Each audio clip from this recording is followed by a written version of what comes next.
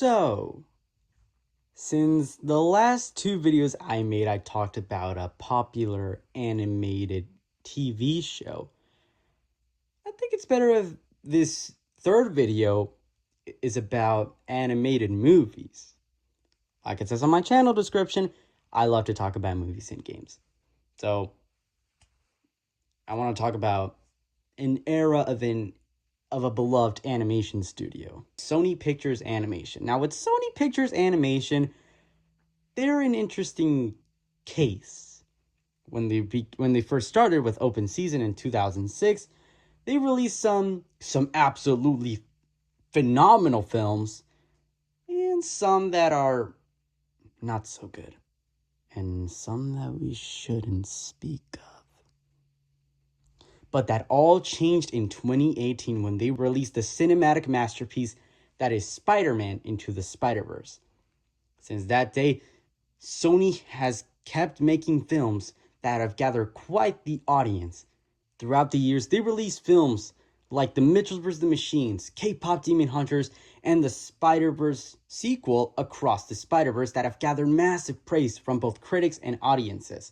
So I was thinking, why not make a ranking video of the post-Spider-Verse era of Sony Pictures Animation? Now, before we get this video started, I just want to say thank you so much for watching my previous two videos. Like, I'm actually blown away that I gathered like 800 views at the time I'm recording this. Thank you guys so much for watching these videos. And if you like these videos and want me to make more of them, please subscribe and turn on the notification bell so you can get notified every time I upload a new video. Also, like the video if you're enjoying it, and also feel free to send me your ranking of the Spider-Verse era of Sony Pictures Animation in the comments down below. Now, also, this video will be based on my opinion, and it's okay if you got your own opinion. That's what makes us unique. Just don't be a jerk about someone else having a different opinion. Now, let's get started. In last place is Hotel Transylvania Transformania. Now, when it comes to the Hotel Transylvania franchise, I actually like them. I really liked the first one. The second one, I also really liked. But the third one was alright, and this one is okay. Now, this film does follow into some of the repetitive tropes of the franchise, like Dracula is lying to his friends and his family, and he's got to make sure that the lie doesn't reveal. This happens every time in all the movies. Like, seriously, in every movie, Dracula always keeps a secret and lies to everyone. In the end, it just, the truth comes out. Like, that's a repetitive trope in this franchise. And the story isn't really that good. It's kind of weak. And also, they technically already done this before. Like, in the first film, it was about Dracula bonding with Johnny. And in this one, he is bonding with Johnny. But with a twist, Dracula is now a human and Johnny is a monster. And overall, it just doesn't really work for me. And the humor is very much driven by slapstick. Some of it can be funny, and some of it is just comedy for kids. But the animation's good, though. It still has the cartoony spirit that I like from the Hotel Transylvania movies, and it can get pretty colorful, like in the cave crystal, and with the transformations. But overall, this is the weakest one of the Hotel Transylvania franchise. Next is Vivo. I was actually quite surprised with Vivo when I first watched it. I found it pretty entertaining. The characters are decently written. The animation looks very stylish, which is something you can expect from Sony Pictures Animation. And the music was, well, pretty good. I just think other animated films are better than Vivo. Next is the Angry Birds Movie 2. Now, with the Angry Birds Movie 2, like, I loved the first Angry Birds film because when I was a kid, I love Angry Birds. I kept playing the games. I've always wanted the toys, even though I didn't get them. But when I heard that a film was being made, I got so excited, and when I watched it, I loved it.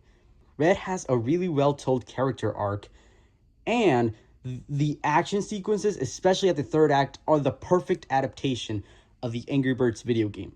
And I got pretty excited for the sequel. And when I watched it, I was kind of mixed on it. And I still am kind of mixed on it. I like it, but I don't like it that much as the first one. Now look, the comedy is hilarious. This is even funnier than the first film. And overall, I do think it tells a better story than the first film. But overall, as an animated film, the sequel is better. But as an Angry Birds film, the first one's better because this doesn't really feel like an Angry Birds movie. This just feels like an animated comedy. Like this animated heist comedy, not like an Angry Birds movie. But overall, I still have fun with this movie. Coming up next is Wish Dragon. Like Vivo, I actually got pretty surprised by Wish Dragon. It had a really well told story. The characters were written well, especially the dragon. The dragon had a great character arc, learning that there's more to life than just money and riches.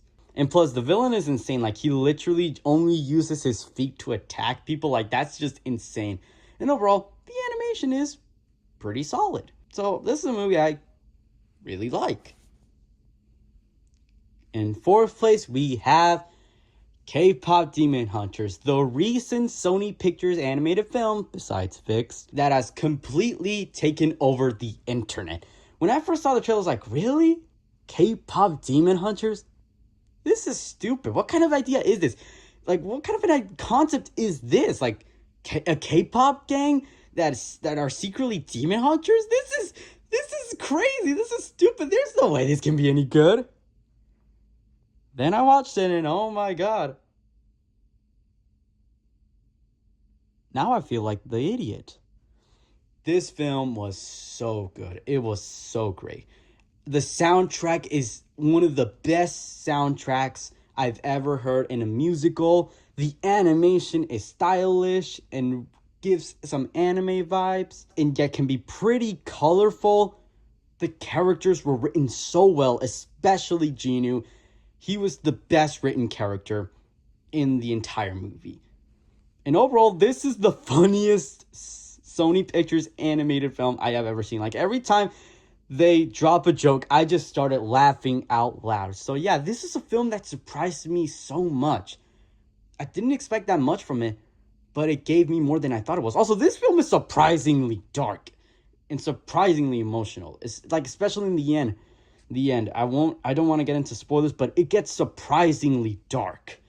That really makes me go like, they actually told this story. They actually did this in a movie called K-Pop Demon Hunters. This is crazy, and what's even crazier is that it works well and it's good. What is life? Anywho, I loved K-Pop Demon Hunters, and I really, really, really, really want a sequel. Third place, we have Spider-Man Across the Spider-Verse, the long-awaited sequel to Spider-Man Into the Spider-Verse. Now, overall, coming out of the first film, which was the biggest surprise that I ever experienced when it's an animated feature, this one was a great continuation. It expanded the Spider-Verse, the characters keep growing, and they gain new arcs, especially Gwen, and we get some great new additions like Miguel O'Hara and Spider-Man India. Also, not to mention Hobie, aka Spider-Punk. Like, that guy is the GOAT of the movie. And the animation is at its best here. They do different styles of animation.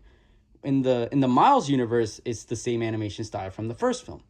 But in the 2099 universe, it takes inspiration from these classic futuristic sci-fi novels, and it looks unbelievable. And in Spider-Man India, it's like a mix between Indian culture and Manhattan.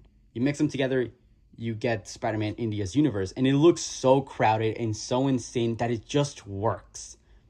And also, we get Spider-Gwen's universe, which is, again, it looks great. Like, the entire universe, the background, the colors, are driven by what Gwen is feeling, and it works so dang well. The action is also pretty dang action-packed, and I really love what they did with the twist on this movie when it comes to Miles and the spider that bit him, and the Spot was a funny villain. Overall, this is one of the greatest animated films of all time. I would put it number one, but there's just one thing that keeps it from being number one: the ending. The film hasn't really ended. We have to wait until Beyond the Spider-Verse comes out, and now the film has ended. And if Beyond the Spider-Verse is great, I might put Across the Spider-Verse as number one. But overall, Across the Spider-Verse is truly an amazing Spider-Man movie. But let's talk about the film that really changed what people saw in Sony Pictures animation. And that is Spider-Man Into the Spider-Verse. When I first watched the trailer, it was unlike anything I've ever seen. Heck, when people watch it, it was unlike anything they've ever seen. It looks so comic booky, like it feels like a comic book come to life. And when I watched the film, I was just blown away. My first Spider-Man movie was The Amazing Spider-Man 2. That introduced me to the character of Spider-Man, but this movie has shown me why people love Spider-Man. Because anyone can wear the mask. Everyone can relate to Spider-Man. Whether it's a boy, whether it's a girl, they can see themselves in Spider-Man and they can relate to his problems. And this really showed me why Spider-Man is the greatest superhero of all time. And the animation, I mean, like, what can I say about the animation? It's freaking fantastic. It feels like a comic book come to life. I think they animate like on 2 frames or something like that. And it's really hyperactive. And with the characters, they're written so well. Especially Miles and Peter B. Parker. Like, Miles is like a young kid becoming Spider-Man. He's like the young kid, and Peter, like, Miles is the character that kids can relate to, or teenagers can relate to, yet Peter B is the character that adults can relate to. Peter has tried and tried and tried, but it never worked out well for him. And especially at the end, every character has their own little payoff. Even if they didn't have an arc like Penny Parker, Noir, and Spider-Ham didn't really have any character arcs, but they were still great characters because they're characters that you want to spend more time with. They're really fun and entertaining. And they all get a nice little payoff at whether it's at the final battle or at their goodbye scenes where they go back to their universes. And at the end where Peter wants to sacrifice himself, he wants to be the one that dies in battle. While Miles goes like, no, you can't. You need to go back. You need to go back home. But Peter is scared to go back home. But all it takes is a leap of faith. But what can I say about Spider-Man Into the Spider-Verse? It's, again, one of the greatest animated films of all time. And this is the Spider-Man film that taught me why people love Spider-Man. But number one is an underrated film that has made a huge impact on me, and that is The Mitchells versus the Machines. Now, this film is so energetic. It tells this amazing story of this family that's disconnected and goes on a road trip. It just so happens that the road trip is happening at the same time as an global uprising of robots, a robo apocalypse. Like, that sounds like a weird concept, and yet it works well. The film has so much heart and so much emotion. The soundtrack is great, and the animation is also uses the 2D, 3D style from Spider-Verse, but it's more hyperactive, more energetic. And also, this film is really, really funny. It has more like this meta type of humor, and it pays off so well because the film is so dang funny. And overall, it's nice to see a protagonist in an animated film that's also a fan of movies, because I love movies. I'm passionate about movies. Growing up as a kid, I've always loved movies. And it was really nice to see the main character of an anime film also be passionate about movies. Like, Katie is a huge movie nerd. She's a huge movie fan and wants to become a filmmaker, which is something I can relate to. I love movies. I don't know if I want to become a filmmaker, but I love movies. And overall, it's just overall, the ending did got me very emotional, and overall it's just a fun animated movie. And plus, the original title was called Connected, and I can understand why they called it Connected. They changed it to the Mitchells versus the Machines, but it makes sense why it was called Connected, because the story is about this family who is disconnected, but they go on this road trip to be connected once again. But overall, that's my ranking of all the Sony Pictures animated films in the Spider-Verse era. Tell me, what do you think of these films? Send me your ranking down below. Thanks for watching. Bye.